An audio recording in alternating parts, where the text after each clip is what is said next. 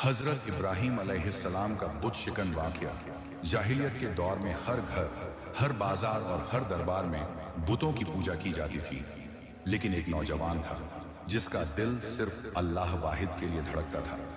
حضرت ابراہیم علیہ السلام انہوں نے اپنی قوم کو سمجھایا، دلیلیں دیں، لیکن وہ لوگ نہیں مانے۔ ایک دن موقع ملا، قوم سب کچھ چھوڑ کر میلے میں چلی گئی۔ ابراہیم علیہ السلام اکیلے رہ گئے اور بت خانے میں داخل ہوئے۔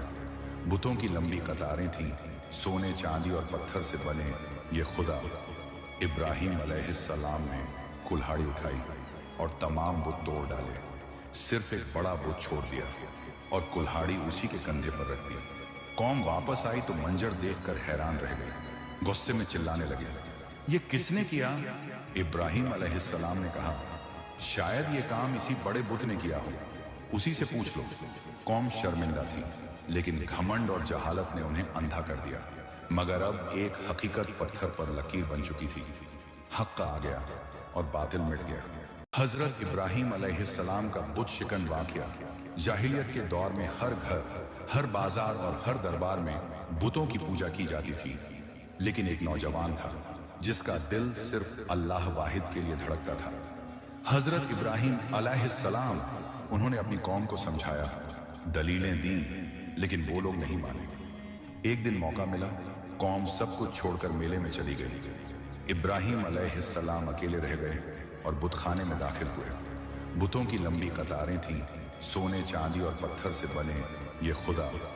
ابراہیم علیہ السلام نے کلہاڑی اٹھائی اور تمام بت توڑ ڈالے، صرف ایک بڑا بت چھوڑ دیا اور کلہاڑی اسی کے کندھے پر رکھ دی۔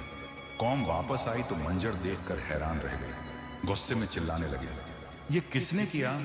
ابراہیم علیہ السلام نے کہا، شاید یہ کام اسی بڑے بت نے کیا ہو، اسی سے پوچھ لو۔ قوم شرمندہ تھی، لیکن گھمنڈ اور جہالت نے انہیں اندھا کر دیا۔ مگر اب ایک حقیقت پتھر پر لکیر بن چکی تھی، حق آ گیا اور باطل مٹ گیا۔ حضرت ابراہیم علیہ السلام کا بت شکن واقعہ جاہلیت کے دور میں ہر گھر، ہر بازار اور ہر دربار میں بتوں کی پوجا کی جاتی تھی، لیکن ایک نوجوان تھا جس کا دل صرف اللہ واحد کے لیے دھڑکتا تھا۔ حضرت ابراہیم علیہ السلام انہوں نے اپنی قوم کو سمجھایا، دلیلیں دیں، لیکن وہ لوگ نہیں مانے۔